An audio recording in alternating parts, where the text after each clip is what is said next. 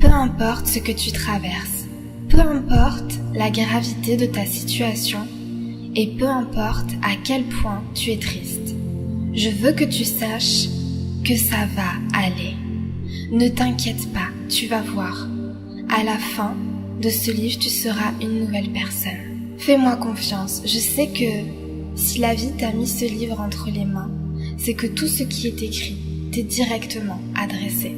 Et je suis sûre qu'il est tombé pile au bon moment dans ta vie, n'est-ce pas? Je sais qu'il est parfois difficile de voir les choses positivement quand on est dépassé par les événements. Et c'est normal, mais je t'assure que plus tard, avec du recul, tu verras tes épreuves d'un autre œil. Combien de personnes malades ou handicapées ont réussi à faire de leurs épreuves une force? Combien de personnes douloureusement éprouvées ont réussi à puiser des ressources inimaginables pour les surmonter? Tu te crois faible? Tu te crois incapable de vivre dans de telles conditions? Ou bien simplement tu n'en vois plus l'intérêt? Mais crois-moi, ce que la vie te donne et ce qu'elle te retire, c'est toujours pour une bonne raison. Derrière chaque mal se cache un bien. La vie est une école. Chaque épreuve est là pour te faire progresser, pour te faire avancer et surtout pour te faire travailler. Travailler pour te faire devenir la meilleure version de toi-même. Chaque épreuve est une opportunité pour t'entraîner à réagir de la meilleure des façons. Et puis, il y a une chose importante dont tu dois absolument te convaincre. Si tu es toujours en vie, c'est bien que ton épreuve est surmontable. Si ce n'était pas le cas, alors elle aurait eu raison de toi.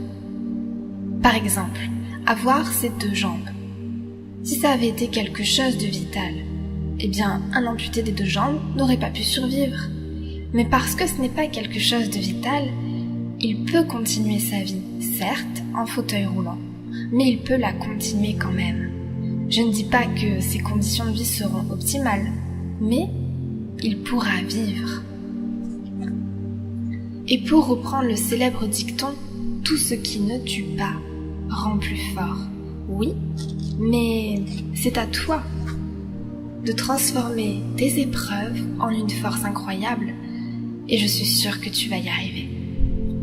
Tu vas réussir à dépasser ces difficultés, j'en suis sûre. Sois fort et continue d'avancer, même si ça fait mal. Et tu sais pourquoi? Car c'est lorsque l'on arrête de pédaler que l'on perd l'équilibre. Alors avance, même doucement, mais avance. Si tu vois un obstacle sur ta route, ne pile pas juste devant. Contourne-le et poursuis ton chemin. Dans tous les cas, tu n'as pas vraiment le choix, n'est-ce pas? Alors il faut accepter. Il faut accepter que cet obstacle soit là, en plein milieu de ta route.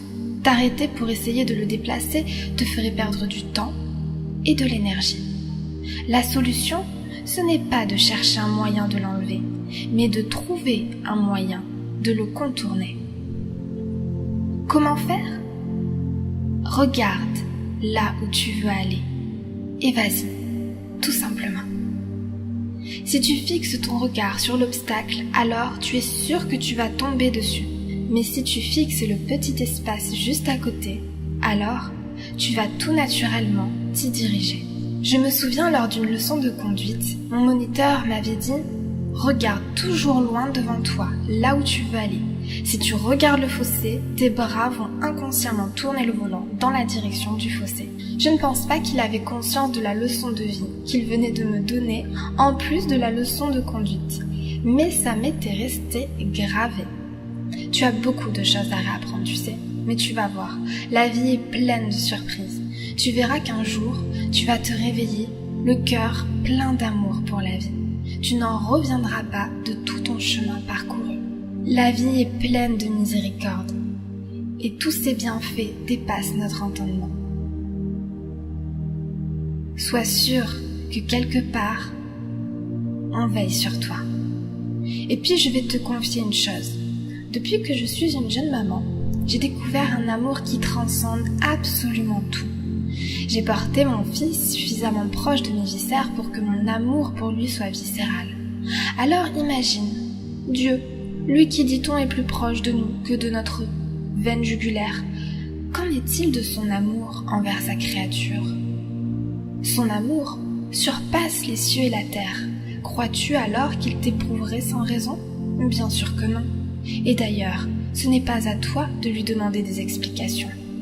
Mais tu dois plutôt trouver quel sens caché il y a derrière tout cela. Parfois, il faut des années pour comprendre ce que la vie avait prévu pour toi. C'est pourquoi aujourd'hui, ce n'est pas la question que tu dois te poser réellement. La réponse te parviendra en son heure. En attendant, il te faut œuvrer. Il te faut sculpter le pont de ta vie qui t'amènera à cette réponse.